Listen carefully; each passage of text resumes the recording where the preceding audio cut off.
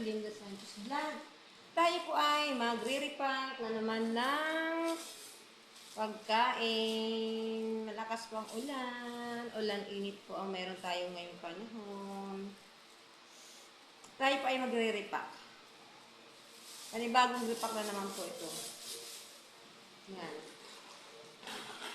Magre-repack tayo.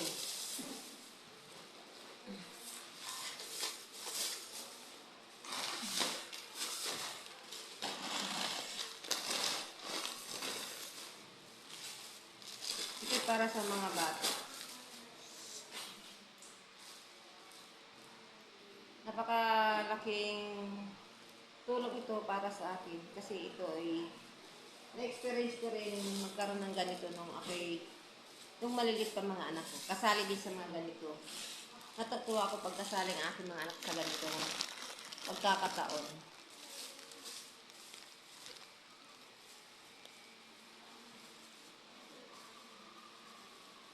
Tapos naka-experience din ako ang magbalot ng ganito. Nakakatuwa. Na mag-repack ng ganito para sa mga bata. Kasi noon, ang mga anak kasali sa ganito. Tapos ngayon, na-experience ko ang mag-repack ng ganito para sa mga bata. Kaya nakakatuwa. Gusto ko mag-repack. Kasi inisip ko para sa mga bata. Malaking tulong ang may ganito pagkakataon.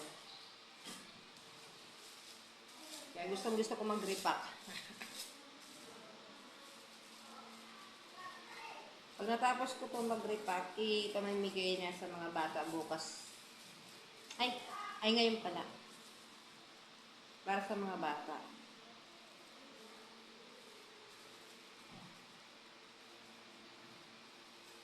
Pagkatapos i-check to, pamimigay na sa mga bata. Ang init. At ang panahon namin dito. Sa inyo baga ay ganito din panahon, maulan, tapos iinit, tapos uulan, iinit. Kaya ang mga tao, laging may sakit. Kasi ang ating panahon, hindi permanente. Ulan, init, kaya mga tao may ubo at pikon. Kaya mga bata ngayon, mag-iingat, laging may dalang payo. Kasi nga po ang panahon, hindi po laging mainit, ulan, init po. Yan. Sana matapos ko ito. Itong pag-repack nito. Madami kasi po ito eh. Kasi from kinder to 6 ang kasali ko nito. Kaya i-repack ko lahat. Para pag nakatapos ko i-repack at na-checking na to, pamimigay na namin.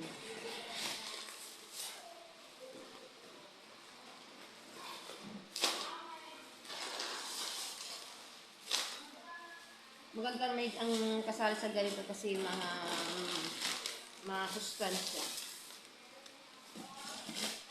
Kung hindi mahilig kumain ng gulay, dito sila kakain sa masustansyang pagkain.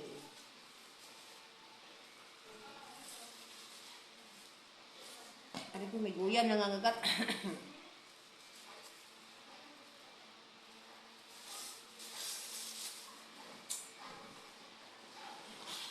Yan.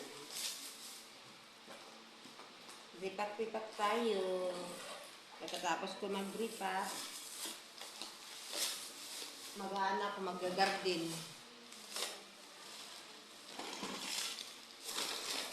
Mag-garden ako. Ay, bago pala ako mag-garden, kailangan ko pala linisin ang area. Kasi walang guyam. Para ang aming pagkain ay safe sa mga guyam. Kailangan laging linisin ang aming pinaglalagyan ng pagkain para iwas guyam.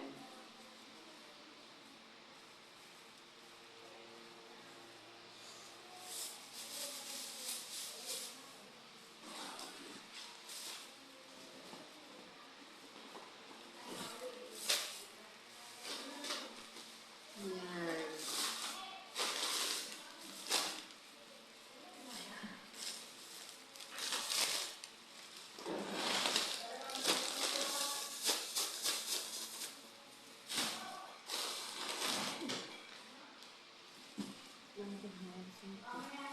Yan, good morning.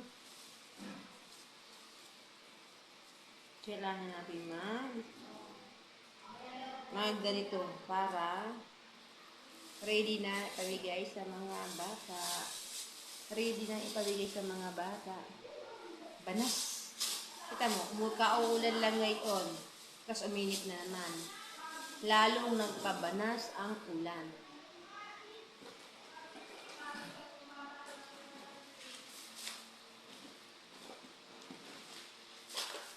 Lalong nagpabanas.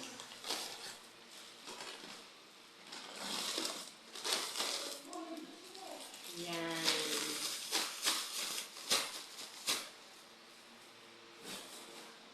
Ay, naku po.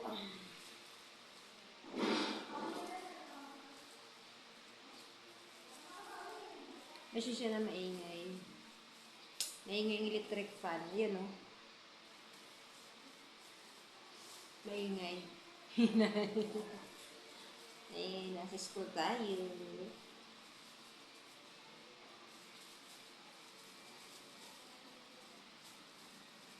Tagal naman mabuksan. Sobrang kapit. Ang damot baga naman ito. Ayaw magbukas. Masakit ng ganeri ko sa kakaganeri eh. Ayaw mag-open.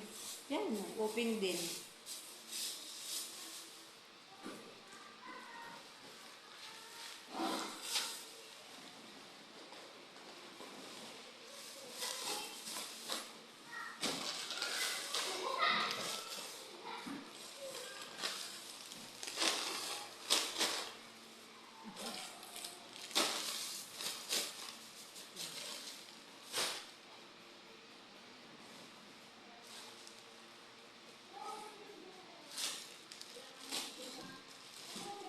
Yan. Uminit na naman. Tindi ng init. Sakit sa ano, sa mata. Ang init. Buto na lang may ano. Aray ko na sa akin likod. Kasal mabuksan. Kuba na naman tayo. Yan.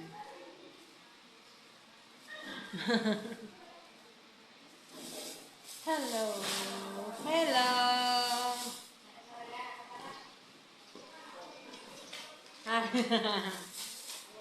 Hi. Wala dyan daan, Tukoy. Sa kabilang daan.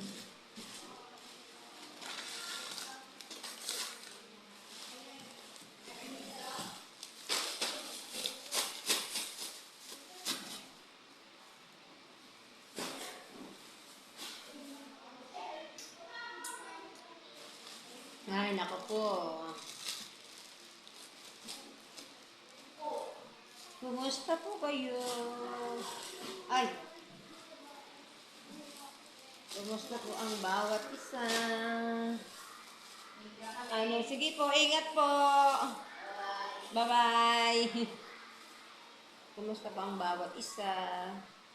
Ano po ang inyong mga ginagawa? Tulad po mga nanay. Ako ito na sa school. Wala naman akong maliit na. Kaya ito ko sa trabaho. Tinutulungan ko ang aking asawa. Magtrabaho. Sayang nakatambay sa bahay. Kaya habang malakas pa, kayon. Para sa anak na napasok pa. Hmm. Ganito lang. Ganito lang ang buhay. Dapat maging masaya.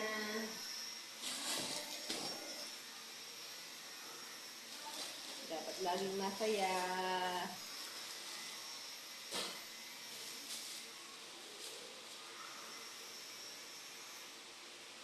Kasi sulod naman talaga ang ginagawa sa atin. Kaya pasalamat tayo.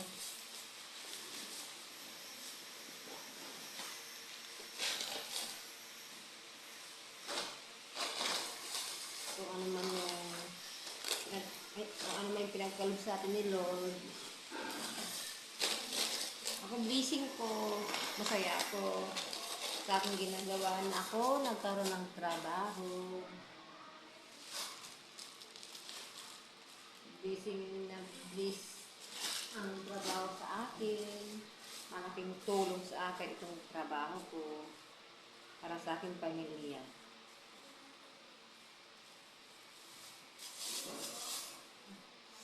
Banas, banas, banas.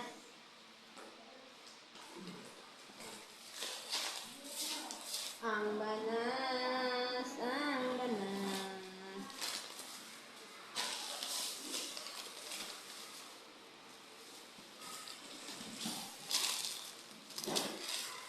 Mamaya uwi na naman. Malapit na akong makadami. Madami na akong nagawang ganito eh.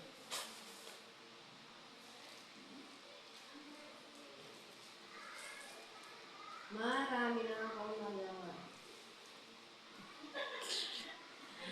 Marami na akong nagawa. Mga magbabalot. Papunta na kayo ng palengke? Hmm.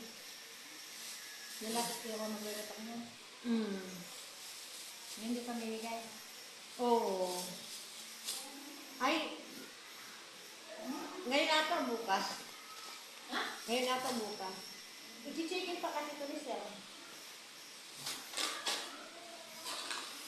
O na-chicken na ito, sir. Minsan Pamay. mo pa talaga. Ay,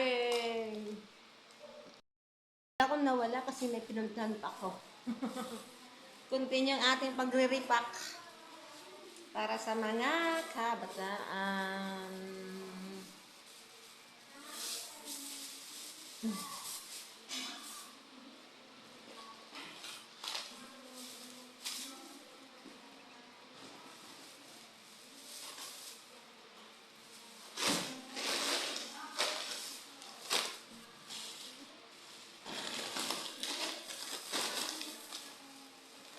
Ayan.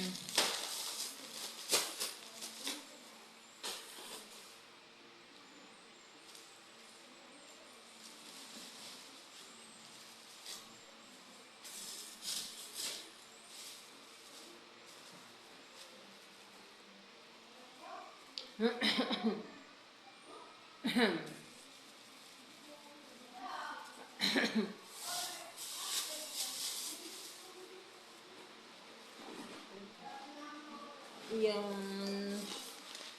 ang init. Ang init. Init na. Tagal naman matanggal.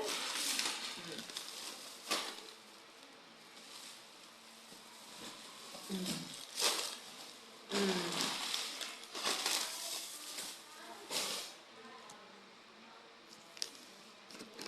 Bye-bye. Thank you for watching.